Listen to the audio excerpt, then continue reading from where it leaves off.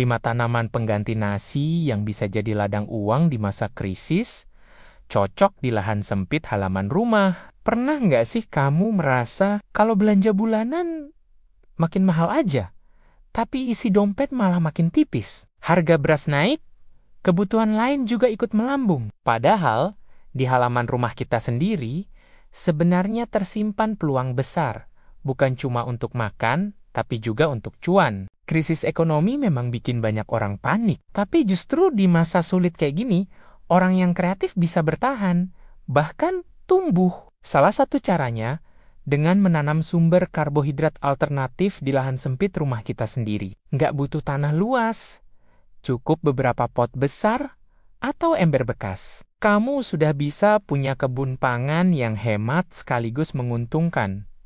Pertama, ubi jalar. Tanaman ini gampang banget tumbuh, bahkan di tanah kurang subur. Cukup tanam dari stek batangnya, siram rutin, dan tunggu sekitar 3 bulan. Daunnya bisa jadi sayur, umbinya bisa dijual, atau dimasak sendiri sebagai pengganti nasi. Menariknya, banyak orang mulai cari ubi ungu organik, yang artinya peluang jualannya besar.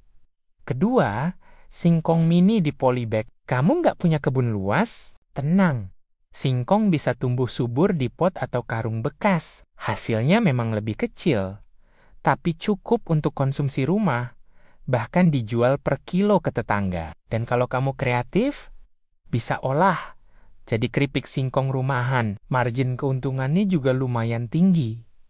Ketiga, talas Jepang atau talas Bogor. Tanaman ini cocok buat halaman sempit karena tumbuh tegak dan nggak merambat. Umbinya jadi sumber karbohidrat sehat, dan daunnya bisa dijadikan pakan ternak. Harga talas di pasar cukup stabil, apalagi kalau kamu jual yang organik atau tanpa pestisida.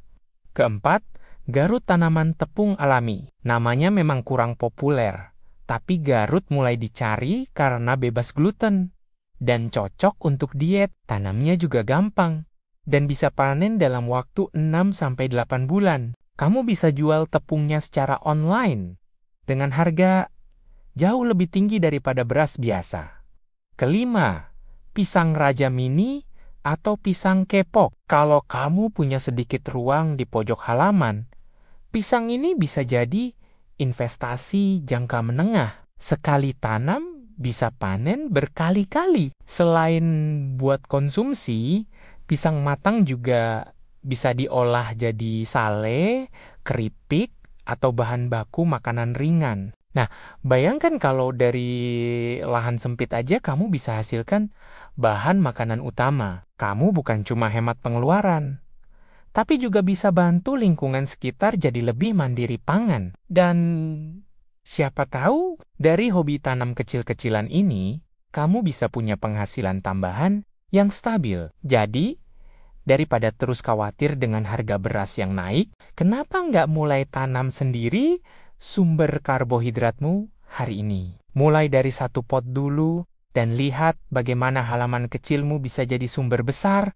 untuk makan, untuk cuan, dan untuk masa depan yang lebih tenang. Kalau kamu suka ide kayak gini, tulis di kolom komentar. Tanaman mana yang paling pengen kamu coba tanam di rumah? Jangan lupa like, share, dan subscribe. Biar makin banyak orang sadar bahwa lahan sempit pun bisa jadi penyelamat di masa krisis.